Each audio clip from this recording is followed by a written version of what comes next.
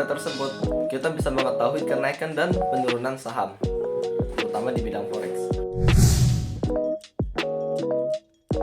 Ngomong-ngomong soal forex, apakah kalian sudah mengenal forex? Dan bagaimana pandangan kalian tentang forex? Mungkin sebagian orang, terutama di negara kita, tidak mengenal apa itu forex karena forex belum dijelaskan secara detail di sekolah. Pendapat orang-orang Indonesia, saham itu tidak terlalu fundamental dalam perdagangan.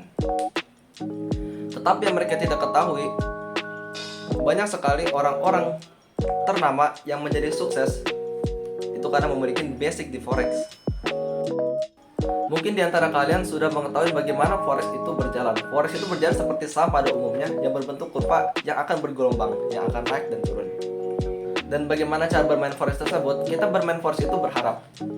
Kalau kita memiliki posisi baik, kita berharap akan terjadi kenaikan, dan apabila kita mengambil posisi sell, kita berharap akan terjadi penurunan.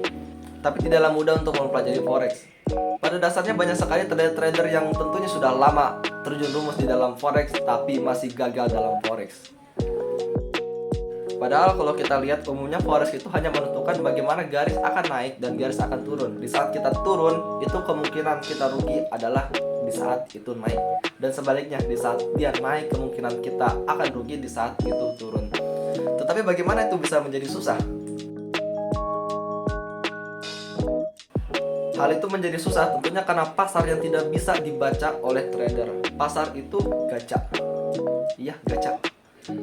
Kenaikan dan keturunan pasar itu tidak bisa diprediksi langsung menggunakan analisa.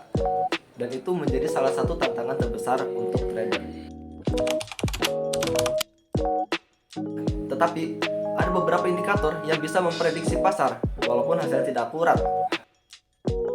Karena dalam permainan pasar forex kita hanya menentukan buy dan sell, tentunya forex bisa dilakukan di mana saja. Hanya membutuhkan waktu yang kurang dari 30 detik kita bisa membuka posisi pasar. Entah posisi buy atau sell, tapi hanya 30 detik. Alasan itulah yang menjadi alasan fundamental mengapa banyak sekali orang yang tertarik bermain forex.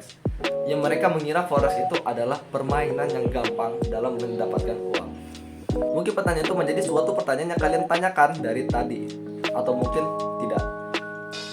Emma itu melihat bagaimana jarak antara naik dan turunnya suatu pasar.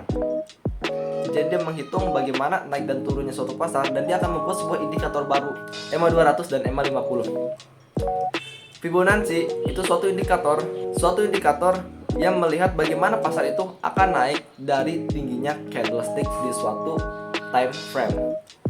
Dan RSI itu suatu indikator yang akan melihat bagaimana indikator tersebut berjalan di sebelumnya.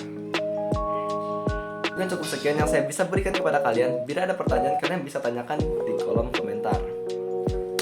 And see you next time.